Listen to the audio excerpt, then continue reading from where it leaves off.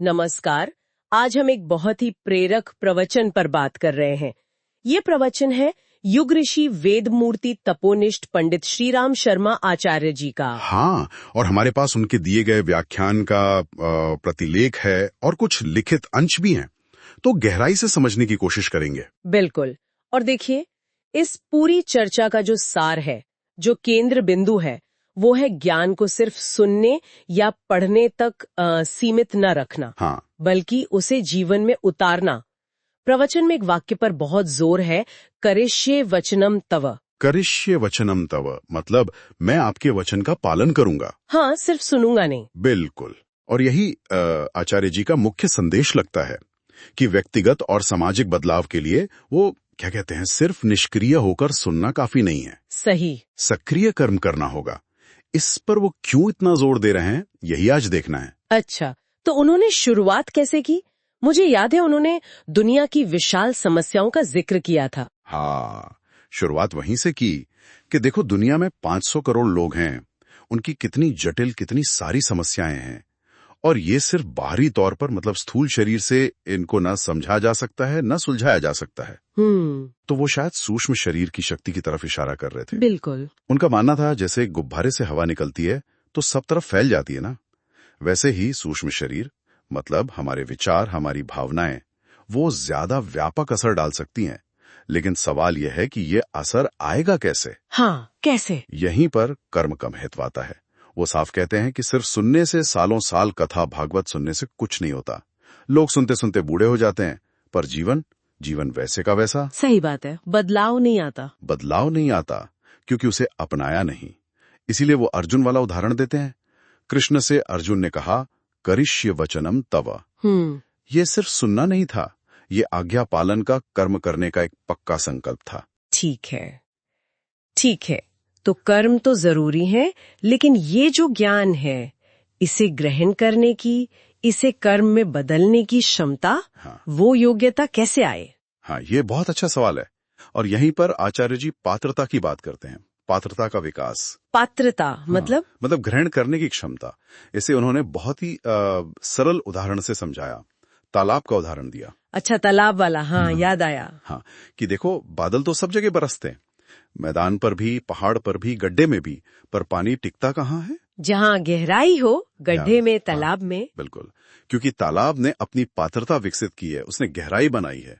तो हमें भी अगर ज्ञान चाहिए, कृपा चाहिए, तो अपनी पात्रता, अपनी अंदरूनी गहराई बढ़ानी होगी। ये बात तो बहुत दिलचस्प है।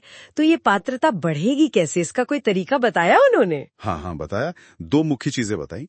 पहली श्रम मतलब मेहनत। हाँ, अपना थोड़ा सा प्रयास, थोड़ा सा समय लगाना। और दूसरी चीज साधन यानी पैसा, संसाधन। हाँ, अपने संसाधन, अपनी रोटी कपड़े का एक छोटा सा हिस्सा।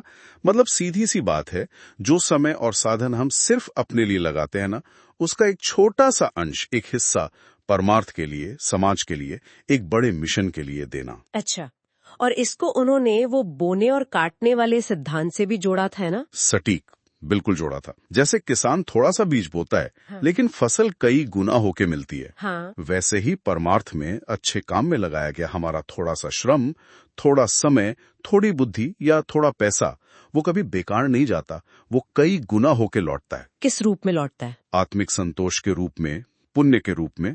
और उन्होंने तो खुद अपना जीवन सामने रखा, बताया कि कैसे अपने गुरु, जिन्हें वो मजाक में बॉस कहते थे, उनके निर्देशों का पूरी तरह पालन करके अपना समय, अपनी जवानी, अपना सब कुछ लगाकर वो कितने बड़े बड़े काम कर पाए। वो कहते थे, मैं तो निहाल हो गया। जैसे कोई भूखा है तो खाना दे दिया। नहीं, वो तो एक छोटा सा हिस्सा हो सकता है, पर असली अंतिम लक्ष्य जो था वो बहुत गहरा था।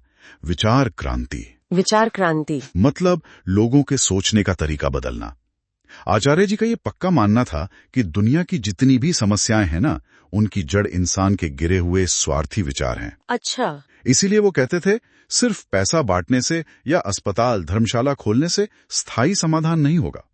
वो तो सिर्फ पैबंद लगाना है। असली समाधान है लोगों को ज्ञान देना, समझ देना, ताकि उनकी सोच बदले, उनके विचार ऊंचे उठें।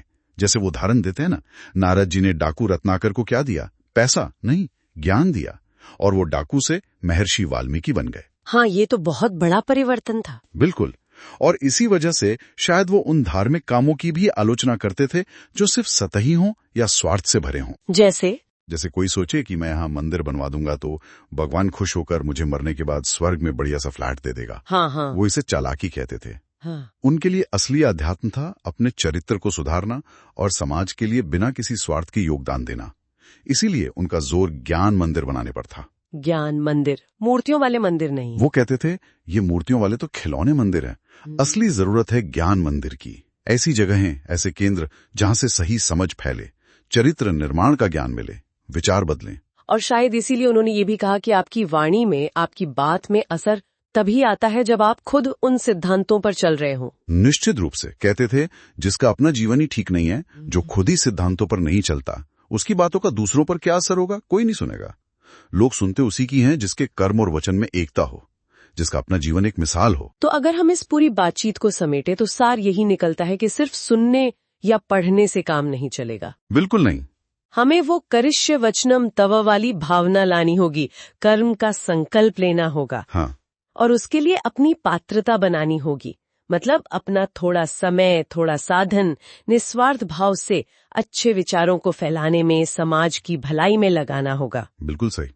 और जाते जाते एक सवाल शायद हम सबके सोचने के लिए छोड़ सकते हैं। हाँ, जरूर। कि इस प्रवचन से प्रेरणा लेकर ऐसा कौन सा एक छोटा सा, बिल्कुल छोटा सा लेकिन नियमित कदम हो सकता है जिसे हम अपने रोज के जीवन में शामिल कर सकें, जिससे ये पात्रता बढ़ाने की यात्रा शुरू हो सके।